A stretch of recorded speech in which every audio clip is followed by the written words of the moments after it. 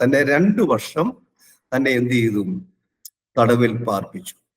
നിങ്ങളൊരു കാര്യം ഇവിടെ ഓർക്കേണ്ടത്, സുവിശേഷം നിമിത്തം തനിക്ക് യാതൊരു പരാതിയും ഇല്ലാതെ ആ തടവിൽ കഴിയുന്ന പൗലൂസിനെ കുറിച്ചൊക്കെ ഒത്തിരി കാര്യങ്ങളുണ്ട്. അതിലേക്ക് നമുക്കിപ്പം കടക്കുന്നില്ല. എന്നാൽ അവിടെ കിടന്നിട്ട് തനിക്ക് യാതൊരു വിധത്തിലുള്ള ജാമ്യം കിട്ടുകയോ ബെയില് ലഭിക്കാതെയൊക്കെ വന്ന സമയത്ത് താൻ ഒരു റോമൻ പൗരനായതുകൊണ്ട് താൻ ഒരു തീരുമാനമെടുത്തു, ഞാൻ കൈസരെ അല്ലെങ്കിൽ സീസറെ ഒന്ന് അഭയം പ്രാപിക്കാം എന്ന് പറഞ്ഞ് താൻ പറഞ്ഞു, എന്റെ കേസ് റോമിലേക്ക് മാറ്റണം. അങ്ങനെ അദ്ദേഹം എന്ത് ചെയ്തു? 2 വർഷം കഴിഞ്ഞപ്പോൾ താൻ റോമിലേക്ക് പോകണമെന്നുള്ള തന്റെ ആഗ്രഹപ്രകാരം കേസ് റോമിലേക്ക് മാറ്റി. അതാണ് നമുക്ക് അപ്പോസ്തല പ്രവർത്തികൾ 27ഉം 28ഉം അധ്യായങ്ങളിൽ കാണുന്നത്. താന് 3 മിഷണറി യാത്രകൾ കഴിഞ്ഞതിന് ശേഷം താൻ ഒരു റോമിലേക്ക് ഒരു തടവുകാരനായിട്ട് പോകുന്ന സംഭവമാണ് 27ൽ നമ്മൾ വായിക്കുന്നത്. അതാണ് ഒരു കപ്പൽ ഛേദമൊക്കെ ഉണ്ടാകുന്നത്. താൻ യാത്ര ചെയ്തുകൊണ്ടിരുന്നപ്പോൾ ഈശാനമൂലിൽ നിന്ന് ഒരു കൊടുങ്കാറ്റടിക്കുകയും കപ്പൽ ഛേദമുണ്ടാകുന്ന സമയത്ത് ദൈവത്തിന്റെ ദൂതൻ രാത്രി വന്നിട്ട് പറയുന്നുണ്ട്, നീ ഭാരപ്പെടണ്ട, നിന്നെ എത്തിക്കേണ്ട സ്ഥാനത്ത് എത്തിക്കുമെന്നെല്ലാം പറഞ്ഞ് ധൈര്യപ്പെടുത്തുന്ന ദൂതനെ നമുക്ക് അവിടെ കാണുവാൻ സാധിക്കുന്നു. അങ്ങനെ താന് റോമിൽ ചെന്ന് വീണ്ടും അവിടെ 2 വർഷം തടവിലായിരുന്നു. അതാണ് നമുക്ക് 27, 28 അധ്യായങ്ങളിൽ വായിക്കുന്നത്. ഞാനിവിടെ ഒരു കാര്യം പ്രത്യേകം ഓർപ്പിക്കുവാൻ ആഗ്രഹിക്കുകയാണ്. ഈ റോമൻ തടവ് എന്നൊക്കെ പറയുമ്പോൾ നമ്മൾ വിചാരിക്കും വളരെ സുഖകരമായ ഒരു സ്ഥലമാണ്. ലോകത്തിലേക്കും ഏറ്റവും ക്രൂവലായിട്ടുള്ള ഒരു ജനവിഭാഗമാണ് റോമാക്കാർ. അവര് പ്രത്യേകിച്ച് ഒരു പ്രിസണറോട് കാണിക്കുന്ന സമീപനം എന്ന് പറഞ്ഞാൽ വളരെ മോശമായ രീതിയിലാണ്. 3 രീതിയിലുള്ള പ്രിസൺ റോമിലുണ്ട്. ഒന്നാമത്തെ പ്രിസൺ എന്ന് പറഞ്ഞാൽ അവര് ഭൂമിക്കടിയിലേക്ക് ഒരു കുഴി കുഴിച്ചിട്ട്, ഒരു മാൻഹോൾ പോലെ ഒരു കുഴി കുഴിച്ചിട്ട് അതിനകത്തോട്ട് ഈ തടവുകാരനെ ഇറക്കും. അല്ലെങ്കിൽ തടവുകാരെ ഇറക്കിയിട്ട് അതിന്റെ മുകളിൽ ഒരു വെന്റിലേഷൻ വെക്കും, കാരണം എയർ സർക്കുലേഷന് വേണ്ടി. എന്നാൽ ഇതിനകത്തൊരു പ്രോബ്ലം എന്താന്ന് വെച്ചാല്, ഈ ഭൂമിക്കകത്ത് വളരെ ചെറിയ ഒരു കുഴി, ഒരു ഹോൾ ആയതുകൊണ്ട് ശരിക്കുള്ള എയർ സർക്കുലേഷൻ ഈ ബോഡിക്ക് ലഭിക്കാത്ത മൂലം ബോഡിക്ക് ധാരാളം പെട്ടെന്ന് ഇൻഫെക്ഷൻസ് ഉണ്ടായി, ഈവൻ ശരീരത്തിന് നീർക്കെട്ടുണ്ടായി പോലും ഈ തടവുകാരൻ മരിക്കാനുള്ള സാധ്യതയുണ്ട്. അതുകൊണ്ടാണ് അവർ ആ രീതിയിലുള്ള ഒരു പീഡനം ചെയ്യുന്നത്. രണ്ടാമത്തെ ഒരു പ്രിസൺ എന്ന് പറഞ്ഞാൽ അവരുടെ ശരീരത്തെ ഈ ഭിത്തിയോടുകൂടെ അല്ലെങ്കിൽ അതിന്റെ ഭിത്തിയോട് ചേർന്ന് അവരെന്ത് ചോദിച്ചാൽ ചെയിനിട്ട് അവര് പൂട്ടും. എന്നിട്ട് ഈ തൂങ്ങിക്കിടക്കുന്ന ഒരവസ്ഥയാണ്.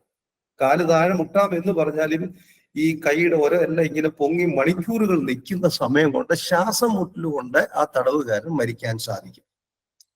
മൂന്നാമത്തെ പ്രിസൺ എന്ന് പറഞ്ഞാൽ ഒരു അപ്പാർട്ട്മെന്റ് പ്രിസൺ എന്ന് പറയും, അല്ലെങ്കിൽ വീട്ടുതടങ്കൽ എന്ന് പറയും. അതെങ്ങനെയാന്ന് വെച്ചാല് ഒരു ചെറിയ മുറിയാണ്, അതിനകത്ത് ഒരു ചെറിയ കട്ടിലും കസേരയും ഒക്കെ കാണും.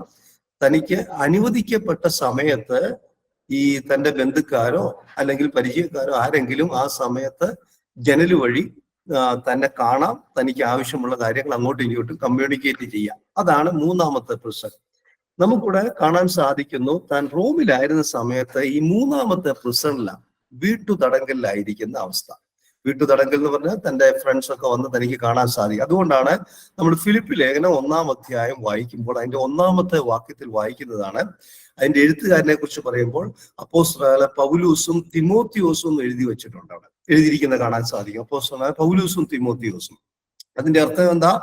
പൗലൂസ് എന്ത് ചെയ്യുന്ന വെച്ചാൽ ഈ ജനലിനടുത്ത് അവിടെ പോയി ഇരിക്കുമ്പോൾ തിമോത്തിയോസ് വന്ന് ഈ ഓരോ സഭയിലെ വിഷയങ്ങൾ പറയുമ്പോൾ പൗലൂസ് എന്ത് ചെയ്യും? ഓറലായിട്ട് അല്ലെങ്കിൽ താൻ അതിന് മറുപടി കൊടുക്കും, തിമോത്തിയോസ് അത് എഴുതും. അതുകൊണ്ടാണ് പൗലൂസും തിമോത്തിയോസും എന്നൊക്കെ ഉള്ള പദം അവിടെ ഉപയോഗിച്ചിരിക്കുന്നത്. അത് വീട്ടുതടങ്കലിൽ കിടക്കുന്ന സമയമാണ്. ഈ വീട്ടുതടങ്കലിന് ആയിരിക്കുമ്പോഴാണ് താന് കാരാഗ്രഹ ലേഖനങ്ങൾ എഴുതുന്നത്. ഏതൊക്കെയാണ്? എഫേസ്യർ, ഫിലിപ്പിയർ, കൊലോസ്യർ എന്ന് പറയുന്ന കാരാഗ്രഹ ലേഖനങ്ങൾ എഴുതുന്നത് ഈ വീട്ടുതടങ്കിൽ കിടന്നുകൊണ്ടാണ്. നിങ്ങളൊരു കാര്യം ഇവിടെ മനസ്സിലാക്കേണ്ടത് എന്താന്ന് വെച്ചാൽ, ഇവിടെ അനേക ദൈവമക്കളുടെ പ്രാർത്ഥനയൊക്കെ ഉണ്ടായിരുന്നത് കൊണ്ട് ഒരു വലിയ നേട്ടം ഉണ്ടായി. എന്താന്ന് വെച്ചാല്, തന്നെ 2 വർഷം കഴിഞ്ഞപ്പോൾ റോമ ഗവൺമെന്റ് തന്നെ ഫ്രീ ആക്കി വിട്ടു, അല്ലെ തനിക്ക് ഫ്രീഡം കൊടുത്തു, തനിക്ക് ബെയില് കൊടുത്തു, തന്നെ ഇറക്കി വിട്ടു. അങ്ങനെ താൻ സ്വതന്ത്രനായ ഉടനെ വീണ്ടും സ്വസ്ഥമായി ഇരിക്കാതെ, എന്നാ ഇനി 2 ദിവസം വീട്ടിൽ ഇരിക്കാമെന്നുള്ള രീതിയിൽ ഇരിക്കാതെ താൻ ചെയ്തത് എന്താന്ന് വെച്ചാല്, താൻ എത്രയും വേഗം സുവിശേഷത്തിന് വേണ്ടി താൻ ഇറങ്ങി. അങ്ങനെ താൻ ചെയ്തത്, തിമോത്തിയോസിനെ എഫേസോസിൽ സുവിശേഷ വേലയ്ക്ക് അല്ലെങ്കിൽ ആ സഭയുടെ ഉത്തരവാദിത്വത്തിന് വേണ്ടി തന്നെ അങ്ങ് നിയോഗിച്ചു. തീത്തോസിനെ താൻ എന്ത് ചെയ്യുന്ന വെച്ചാൽ ക്രീത്ത് എന്ന് പറഞ്ഞ സ്ഥലത്തേക്ക് പോയി അവിടെ തീത്തോസിന് പറഞ്ഞു, നീ ഈ പള്ളിയുടെ അല്ലെങ്കിൽ ഈ സഭയുടെ ഉത്തരവാദിത്വം ഏൽക്കണം. അങ്ങനത്തെ താൻ എന്ത് ചെയ്തു, സ്പെയിനിലേക്ക് പോയി എന്നാണ് പറയുന്നത്. എന്നാൽ ചരിത്രത്തിൽ ഒന്നും പ്രത്യേകിച്ച് തെളിവുകളൊന്നും ഇല്ല എന്നാണ് പറയുന്നത്. എങ്കിലും ഞാൻ സ്പെയിനിൽ ചെന്ന സമയത്ത് എനിക്ക് അനേക ലീഡേഴ്സിനെ കണ്ടപ്പോൾ അവർ പറഞ്ഞു പൗലൂസ് ഇവിടെ വന്നു എന്നതിന് തെളിവുകളുണ്ട് എന്നൊക്കെ കേൾക്കുവാനിടയായി തീർന്നു. എന്നാൽ വീണ്ടും തന്റെ ശുശ്രൂഷ അതിശക്തമായി വ്യാപിച്ചു മുമ്പോട്ട് പോകുന്ന സമയത്താണ് തുർക്കിയിൽ വെച്ച് പൗലൂസിനെ ഇതാ വീണ്ടും അറസ്റ്റ് ചെയ്യപ്പെടുന്നു. അത് സത്യത്തിൽ പറഞ്ഞാൽ എന്നേക്കുമായിട്ടുള്ള ഒരു തടങ്കലായി മാറ്റപ്പെടുകയാണ്. അത് ഏറ്റവും ഒടുവിലത്തെ അറസ്റ്റാണ് അവിടെ സംഭവിച്ചത്. എന്നാൽ ഇവിടെ വെച്ച് ഈ അറസ്റ്റ് നടന്ന സമയത്ത് ഉണ്ടായ സംഭവം എന്താന്ന് വെച്ചാൽ, തന്നെ കൊണ്ടിട്ട പ്രിസൺ എന്ന് പറഞ്ഞാൽ മമർട്ടൈൻ പ്രിസൺ എന്ന് പറയും. എന്താ ഈ മമർട്ടൈൻ പ്രിസൺ എന്ന് പറഞ്ഞാൽ? ഒരു പ്രിസണർക്ക് അല്ലെങ്കിൽ ഒരു തടവുകാരന് ജസ്റ്റ് ഇറങ്ങി പോകാവുന്ന ഒരു ഹോള, ഒരു മാൻ ഹോള് പോലെ. അതിനകത്തൂടെ ആ പ്രിസണെ ഇറക്കി വിട്ടു കഴിഞ്ഞാൽ താൻ പോയി കിടക്കുന്ന സ്ഥലം എന്ന് പറഞ്ഞാൽ കോൺക്രീറ്റ് ഒന്നും ചെയ്യാത്തതായ വളരെ റഫ് ആയിരിക്കുന്ന ഒരു തറയിലാണ് തന്നെ കിടത്തുന്നത്. മാത്രമല്ല റോമാക്കാർ ഇതിനകത്താണ് ഡെഡ് ബോഡി സൂക്ഷിച്ചു വെക്കുന്നത്.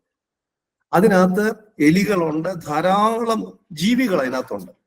അങ്ങനെയുള്ള വളരെ മോശമായ ഒരു സ്ഥലത്ത്, സ്മെല്ലി ഡേർട്ടി ആയിരിക്കുന്ന ഒരു സ്ഥലത്താണ് ഈ പൗലൂസ് ലീഹായെ ഇപ്പം ലാസ്റ്റ് കൊണ്ട് അറസ്റ്റ് ചെയ്തിട്ടിരിക്കുന്നത്.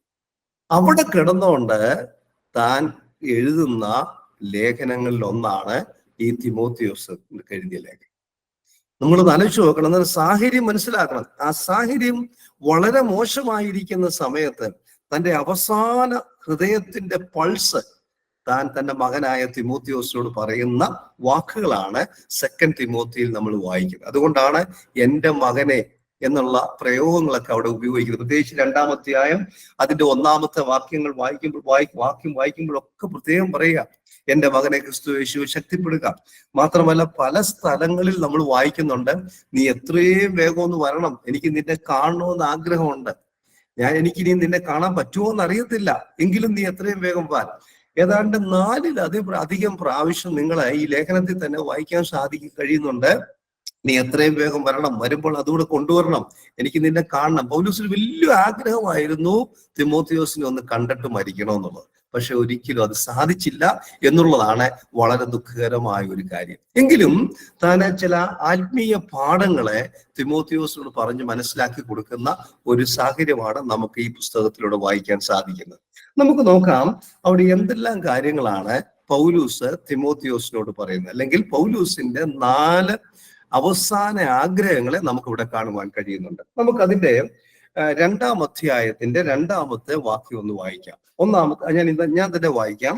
നീ പല സാക്ഷികളുടെ മുൻപാകെ എന്നോട് കേട്ടതെല്ലാം മറ്റുള്ളവരെ ഉപദേശിപ്പാൻ സമർത്ഥരായ വിശ്വസ്ത മനുഷ്യരെ അല്ലെങ്കിൽ അവിശ്വസ്ത മനുഷ്യരെ ഭരമേൽപ്പിക്കുക. നിങ്ങൾ അവിടെ ഒരു പദം കണ്ടോ? അവിടെ ഒരു പ്രത്യേക പദം കൊടുത്തിട്ടുണ്ട്, ഉപദേശിപ്പാൻ.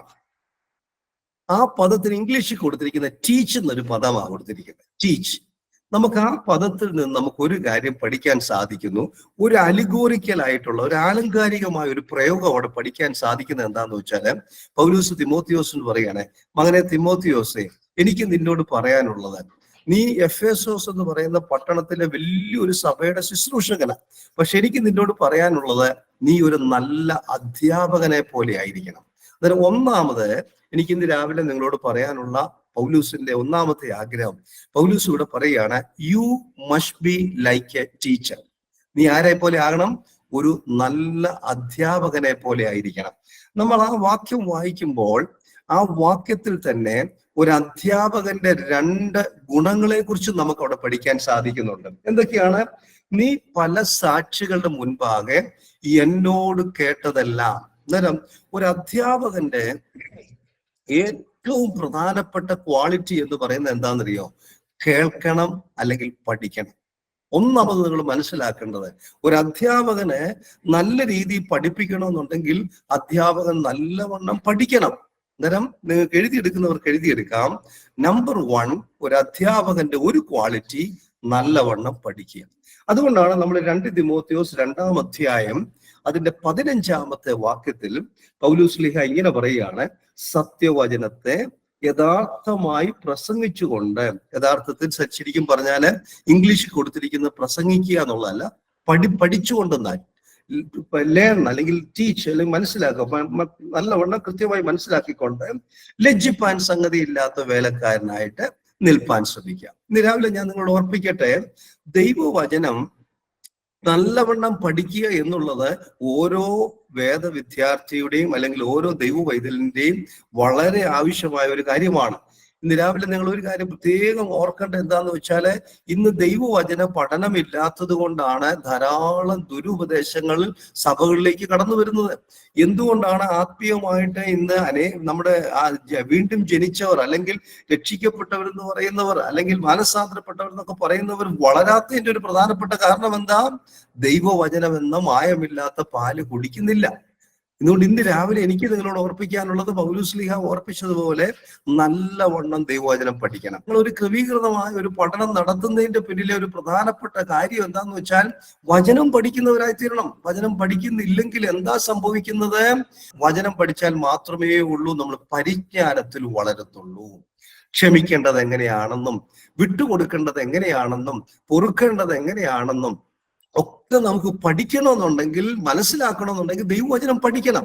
അതുകൊണ്ട് പൗലോസ്ലീഹ തിമോത്തിയോസിന് പറയുകയാണ്, നീ ഒരു വലിയ ശുശ്രൂഷയുടെ ഉത്തരവാദിത്വത്തിലേക്ക് നീ കടക്കുമ്പോൾ അറിയാതെ നിനക്ക് എന്ത് ചെയ്യും? സമയം പോവും. നീ ദൈവവചനത്തിൽ നിന്ന് ഓടിപ്പോകാനുള്ള സാധ്യതകൾ വളരെ വലുതാണ്.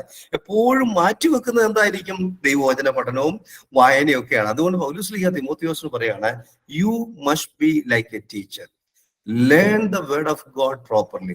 ദൈവത്തിന്റെ വചനം നല്ലവണ്ണം പഠിക്കണം. നല്ലവണ്ണം പഠിച്ചാൽ മാത്രമേ ഉള്ളൂ നല്ലവണ്ണം പകർന്നു കൊടുക്കുവാനും സാധിക്കത്തുള്ളൂ. അതാണ് നമുക്ക് അവിടെ ഒന്നാമത് കാണുവാൻ കഴിയുന്നു. നീ എന്ത് ചെയ്യണം? എന്നോട് കേട്ടതല്ല. അന്നേരം ഒന്നാമത് കേൾക്കണം, അല്ലെങ്കിൽ നല്ലവണ്ണം കേട്ട് നല്ലവണ്ണം പഠിക്കണം. രണ്ടാമത്തെ ക്വാളിറ്റി അവിടെ നമുക്ക് കാണാൻ കഴിയുന്നുണ്ട്, മറ്റുള്ളവരെ ഉപദേശിക്കുക. ഒരു ടീച്ചറിന്റെ അല്ലെങ്കിൽ ഒരു അധ്യാപകന്റെ മറ്റൊരു വളരെ പ്രധാനപ്പെട്ട ക്വാളിറ്റി എന്ന് പറയുന്നത്, പഠിക്കുക മാത്രമല്ല, താൻ എന്ത് ചെയ്യും? മറ്റുള്ളവരെ പഠിപ്പിക്കും. അതാണ് ഒരു അധ്യാപകന്റെ പ്രത്യേകത. ഞാൻ നിങ്ങളോട് ഇത് രാവിലെ ഓർപ്പിക്കട്ടെ, നിങ്ങൾ ഇത്രയും പേര്, ഇതിപ്പോ ഒരു ഉദാഹരണത്തിന് ഒരു 250 ആൾക്കാർ ഇതിനകത്തുണ്ടെങ്കിൽ 250 പേര് ഓരോരുത്തരെ വീതം ദൈവവചനം പഠിപ്പിക്കാനായിട്ട് തുടങ്ങിയാലോ? ഒന്ന് ആലോചിച്ച് നോക്കിയേ, എന്തുമാത്രം ആൾക്കാരെ നമുക്ക് ദൈവവചനം പഠിപ്പിക്കാൻ സാധിക്കും. ഞാൻ ഇന്നലെ മിനിഞ്ഞാന്നും ഒക്കെ വിശാഖപട്ടണത്തും വിജയവാഡയിലും ഒക്കെ ആയിരുന്നു. 100-ലധികം ലീഡേഴ്സിനെ ദൈവവചനം പഠിപ്പിക്കാൻ ഒരു ഭാഗ്യം ലഭിച്ചു. എനിക്ക് വളരെ സങ്കടം തോന്നിയ ഒരു കാര്യം, അനേക വർഷങ്ങളായിട്ട് ശുശ്രൂഷയിലായിരിക്കുന്നവർക്ക് പോലും വളരെ ബേസിക്സ് ആയിട്ടുള്ള കാര്യങ്ങൾ അറിയത്തില്ല. ഞാൻ നിങ്ങളോട് ഓർപ്പിക്കുന്നത്, വളരെ വേദനയോടുകൂടി ഓർപ്പിക്കട്ടെ പ്രിയമുള്ള സഹോദരി സഹോദരന്മാരെ, നമുക്കറിയാവുന്ന കാര്യം കൃത്യമായി പഠിച്ച് നമ്മൾ മറ്റുള്ളവരെ പഠിപ്പിക്കണം. അതാണ് ഇന്ന് ഏറ്റവും പ്രധാനപ്പെട്ട ഒരു കാര്യം. അതുകൊണ്ടാണ് യാക്കോബ് അപ്പോസ്തലൻ വലിയൊരു വാണിംഗ് തരുന്നുണ്ട്. ആ വാക്യം നിങ്ങൾ മറന്നുപോകാതെ അതൊന്ന് എഴുതിയെടുക്കുക. യാക്കോബിന്റെ ലേഖനം 3-ാം അധ്യായം അതിന്റെ 1-ാമത്തെ വാക്യം എന്താണെന്നറിയാവോ? സഹോദരന്മാരെ, അധികം ശിക്ഷാവിധി വരുമെന്നറിഞ്ഞ് നിങ്ങളിൽ അനേകർ ഉപദേഷ്ടാക്കന്മാരാകരുത്. അവിടെ ഒരു മുന്നറിയിപ്പ് തരിക. ഉപദേഷ്ടാക്കന്മാരാകരുത് എന്ന് പറഞ്ഞതിന്റെ കാര്യം എന്താണെന്നറിയോ? നിങ്ങൾ നല്ലവണ്ണം ദൈവവചനം പഠിക്കാതെ പഠിപ്പിക്കുന്നവരാകരുത്. ഇന്ന് അനേക ടീച്ചേഴ്സ് ഉണ്ട്. എനിക്ക് ഈ കഴിഞ്ഞ ദിവസം ആരോ ഒരാള് വാട്സാപ്പിൽ ഒരു ചാർട്ടും ഒക്കെ വെച്ച് അയച്ചു. ഞാൻ അങ്ങോട്ട് അദ്ദേഹത്തോട് ചോദിച്ചു, നിങ്ങൾ ആരാണ് ഇത് അയക്കുന്നത്? ആരാണ്? നിങ്ങൾ എന്താ പഠിപ്പിക്കുന്നത്? ഒരു മറുപടിയില്ല. ചോദിച്ചു, അതോടെ കൂടി എന്ത് ചെയ്തു? നിർത്തി. ഞാൻ പറഞ്ഞതിന്റെ കാര്യം, യാതൊരു വചനവുമായിട്ട് ബന്ധമില്ലാത്ത പഠിപ്പിക്കലുമായിട്ട് ഇറങ്ങി അനേകരെ നശിപ്പിക്കുന്ന അനേക ആത്മീയ നേതാക്കന്മാർ എന്ന് പറഞ്ഞ് നടക്കുന്ന ആൾക്കാർ നമ്മുടെ ലോകത്തിലുണ്ട്. ഈ പുലബന്ധമില്ലാത്ത പഠിപ്പിക്കലുകൾ. ഇന്ന് രാവിലെ ഞാൻ വളരെ വേദനയോടുകൂടി ഓർപ്പിക്കട്ടെ, പ്രിയമുള്ള ദൈവമക്കളെ, പൗലോസ് തിമോത്തിയോസിന് പറയാണ്, my son Timothy, you must be like A teacher. ദൈവവചനം നീ പഠിക്കണം, നീ ദൈവവചനം പഠിപ്പിക്കണം. എന്റെ പ്രിയമുള്ള ദൈവമക്കളെ, നമ്മളൊക്കെ എത്ര വർഷങ്ങളായിട്ട് ദൈവവചനം കേൾക്കുന്നു, എത്രയോ വർഷങ്ങളായിട്ട് എത്രയോ ദൈവദാസന്മാരിൽ നിന്ന് വചനങ്ങളെ കേൾക്കുന്നു, പഠിക്കുന്നു. പക്ഷെ ഞാൻ നിങ്ങളോട് ഇന്ന് രാവിലെ ചോദിക്കട്ടെ, നിങ്ങളിൽ എത്ര പേര് ഇത് വേറൊരാളെ പഠിപ്പിക്കുന്നു? പലപ്പോഴും നമ്മളെല്ലാം ഒരു ഡെഡ് സീയുടെ അവസ്ഥയാണ്. എന്താ ഡെഡ് സീയുടെ അവസ്ഥ? ലെബാനോനിൽ നിന്ന് ഒഴുകി ഗലീലയിലൂടെ ഒഴുകി വരുന്ന യോർദാൻ നദി അത് എവിടെ തന്നെ തീരും? ഡെഡ് സീ അല്ലെങ്കിൽ ചാവുകടലിൽ വന്ന് ഒഴുകി തീരുക. അതോടുകൂടി തീർന്നു. പിന്നെ അവിടുന്ന് അങ്ങോട്ടും ഇങ്ങോട്ടും പോകുന്നില്ല. We should not be like a Dead Sea. നമ്മൾ ഒരിക്കലും ചാവുകടലിന്റെ അവസ്ഥയിലാകരുത്. മറിച്ച് നമ്മൾ യോർദാൻ നദിയുടെ അവസ്ഥയിലേക്ക് കടന്നു വരണം. ജീവൻ കൊടുക്കുന്ന അവസ്ഥയിലേക്ക് കടന്നു വന്നാൽ മാത്രമേ ഉള്ളൂ നമ്മുടെ ക്രിസ്തീയ ജീവിതം കൊണ്ട് പ്രയോജനമുള്ളൂ. അല്ലെങ്കിൽ പ്രിയമുള്ളവരെ, ഞാൻ ഒരു കാര്യം നിങ്ങളോട് ഇന്ന് രാവിലെ ഓർപ്പിക്കട്ടെ. നമ്മുടെ ലൈഫ് വളരെ ക്ഷണികമാണ്. ഇന്ന് രാവിലെ ഈ ക്ലാസ്സിൽ ജോയിൻ ചെയ്തതോട് ഞാൻ പറയട്ടെ, നമ്മുടെ ലൈഫ് നമ്മൾ ഇനിയും 6:30 ശേഷമുള്ള ഒരു സമയം കാണുമോ നമുക്ക് ആർക്ക് ഗ്യാരണ്ടീഡ് അല്ല. എന്നാൽ എന്തെല്ലാം നിത്യതയിൽ ഇൻവെസ്റ്റ് ചെയ്യാൻ പറ്റുമോ അതെല്ലാം ദയവായിട്ട് നിങ്ങൾ നിത്യതയിൽ ഇൻവെസ്റ്റ് ചെയ്യണം എന്ന് ഞാൻ നിങ്ങളോട് ഇന്ന് രാവിലെ കർത്താവിന്റെ നാമത്തിൽ നിങ്ങളോട് അപേക്ഷിക്കുകയാണ്. ഞാൻ മത്തായി സാറിനെ ഓർത്ത് സ്തോത്രം ചെയ്യുന്നു. EGM മിനിസ്ട്രിക്കായി സ്തോത്രം ചെയ്യുന്നു.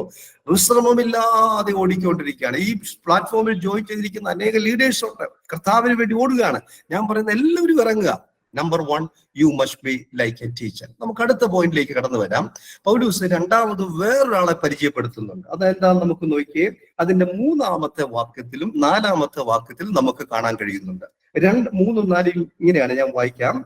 ക്രിസ്തുവേശുവിന്റെ നല്ല ഭടനായി നീയും എന്നോടുകൂടെ കഷ്ടം സഹിക്കുക. പട ചേർത്തവനെ പ്രസാദിപ്പിക്കേണ്ടതിന് യാതൊരു പടയാളിയും ജീവനകാര്യങ്ങളിൽ ഇടപെടാതിരിക്കുന്നു. രണ്ടാമത് പൗലൂസ് അവിടെ പഠിപ്പിക്കുന്ന വേറൊരാൾ ആരാന്നറിയാവോ? അധ്യാപകനെ മാറ്റി ഇനി വേറൊരാളെ പരിചയപ്പെടുത്തുകയാണ്, പടയാളി. പൗലൂസ് പറയാണ്, U must be like a soldier. നീ ആരെ പോലെ ആകണം? നീ ഒരു പടയാളിയെ പോലെ ആകണം. എന്റെ പ്രിയ തിമോത്തിയോസേ, എനിക്കറിയാം നീ ആയിരിക്കുന്ന സ്ഥലത്തെ കുറിച്ച് എനിക്കറിയാം. പക്ഷെ നിന്നോട് എനിക്ക് ചില പടയാളിയെ കുറിച്ച് ചില കാര്യങ്ങൾ ഓർപ്പിക്കുവാനുണ്ട്.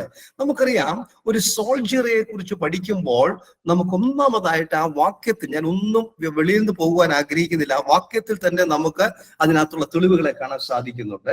അവിടെ പഠിപ്പിക്കുകയാണ്, നീയും ഒരു ക്രിസ്തുവേശുവിന്റെ നല്ല ഭടനായി നീയും എന്നോടുകൂടെ കഷ്ടം സഹിക്കുക.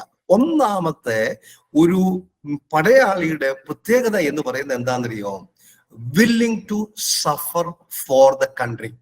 അവന്റെ ഏറ്റവും വലിയ, അവൻ സൈൻ ചെയ്ത് MOU സൈൻ ചെയ്ത് അവൻ അകത്തോട്ട് കയറുന്നത് എങ്ങനെയാണ്? ഞാൻ എൻ്റെ രാജ്യത്തിന് വേണ്ടി കഷ്ടപ്പെടാൻ തയ്യാറാണ്. ഇന്ന് പകൽ ഞാൻ നിങ്ങളോട് വളരെ വേദനയോടുകൂടി ഓർപ്പിക്കട്ടെ, ഇന്ന് അനേക തെറ്റായ പഠിപ്പിക്കലുകൾ നമ്മുടെ ലോകത്ത് നടന്നുകൊണ്ടിരിക്കുക. ആത്മീയ ഗോളത്തിൽ എന്താണെന്നറിയോ? നീ ഒരു വിശ്വാസിയായി തീർന്നോ, അല്ലെങ്കിൽ നീ ഒരു യേശു ക്രിസ്തുവിനെ സ്വീകരിച്ചോ, നിനക്ക് കഷ്ടപ്പാടുകളില്ല. വളരെ തെറ്റായ പഠിപ്പിക്കൽ നടന്നുകൊണ്ടിരിക്കുകയാണ്. എന്നാൽ ഇന്ന് രാവിലെ ഞാൻ നിങ്ങളോട് ഓർപ്പിക്കുകയാണ്, കർത്താവ് തരുന്ന കഷ്ടപ്പാടുകൾക്കായി നമുക്ക് ദൈവത്തിന് സ്തോത്രം ചെയ്യാം.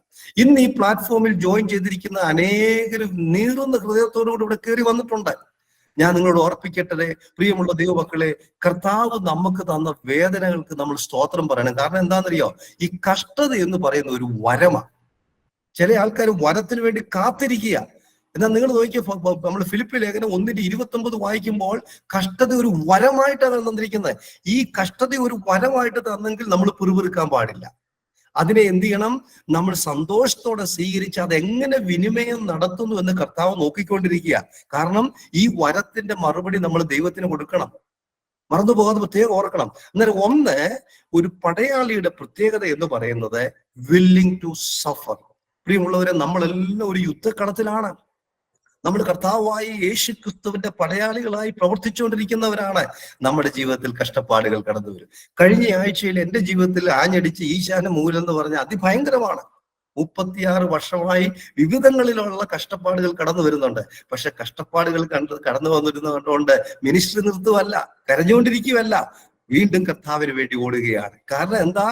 നമുക്ക് മുമ്പേ ഒരു വലിയ ശ്രേഷ്ഠ ഇടയൻ കടന്നു പോയിട്ടുണ്ട്. അവൻ ഇതിലും അധികം കഷ്ടപ്പാടുകളിലൂടെ കടന്നു പോയവനാണ്. അതുകൊണ്ടാണ് നമ്മള് കർത്താവായ യേശു ക്രിസ്തു, നമ്മൾ യോഹന്നാന്റെ സുവിശേഷത്തിൽ ഇങ്ങനെ വായിക്കുന്നുണ്ട്. യേശു പഠിപ്പിച്ചു, എന്താണ്? ലോകത്തിൽ നിങ്ങൾക്ക് എന്തുണ്ട്? കഷ്ടമുണ്ട്. എന്നാൽ എന്ത് ചെയ്തു? ഞാൻ ലോകത്തെ ജയിച്ചിരിക്കുന്നു. ഹല്ലേലൂയ. കഷ്ടമുണ്ടെന്ന് പറഞ്ഞ ആ വാക്യം അവിടെ അവസാനിച്ചില്ല.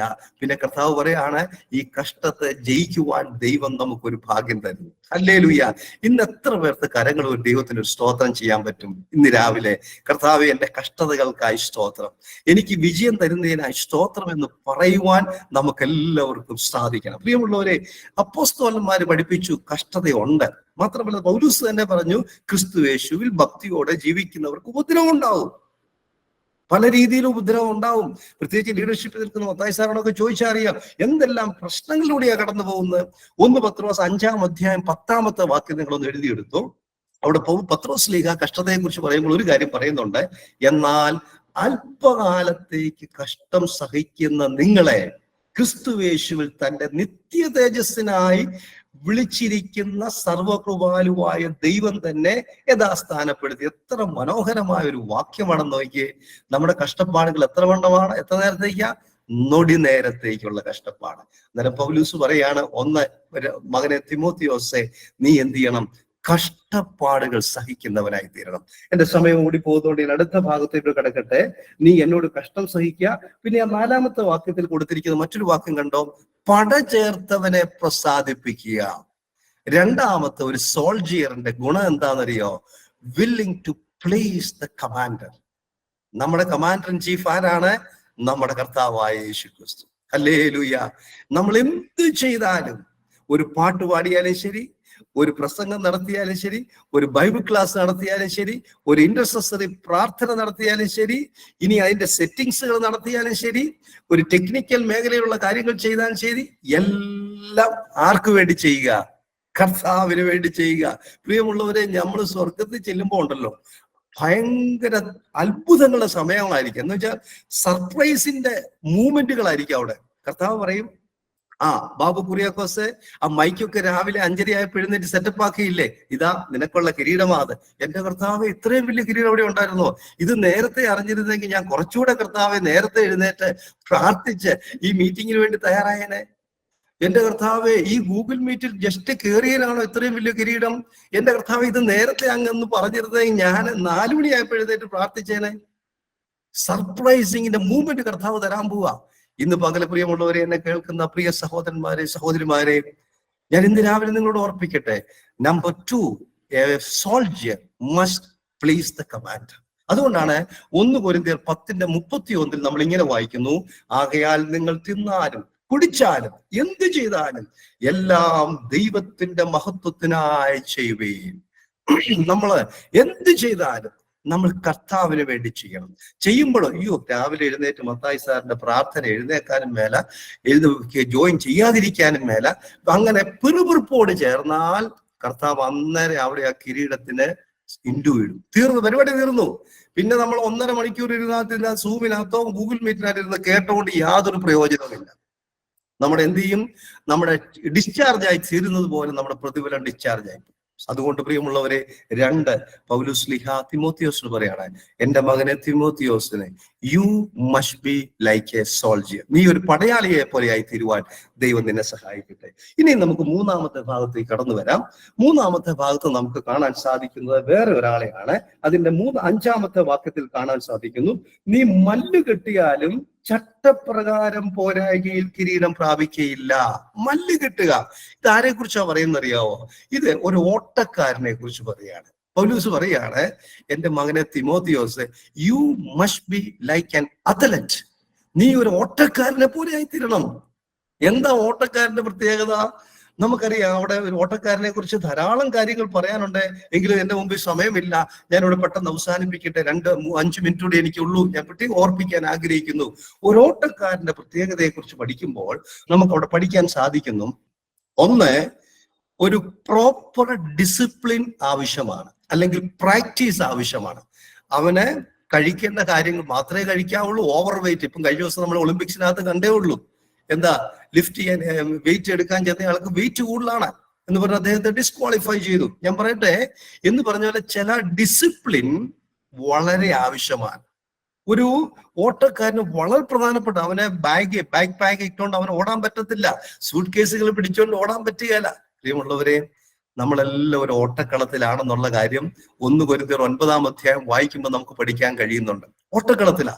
നമ്മൾ ഓട്ടക്കളത്തിലായിരിക്കുമ്പോൾ നമ്മൾ ഒന്നാമതായി ഓർക്കേണ്ട ഒരു കാര്യം എന്താണെന്നറിയോ? ഓട്ടത്തിന് തടസ്സമായി നിൽക്കുന്ന ധാരാളം കാര്യങ്ങളുണ്ട്. അതുകൊണ്ടാണ് പൗലോസ് ഒരു പദം പറഞ്ഞിരിക്കുന്നത്, ആകയാൽ മുറുകെ പറ്റുന്ന പാപവും എല്ലാം നമ്മൾ എന്ത് ചെയ്യണം? വിടണം.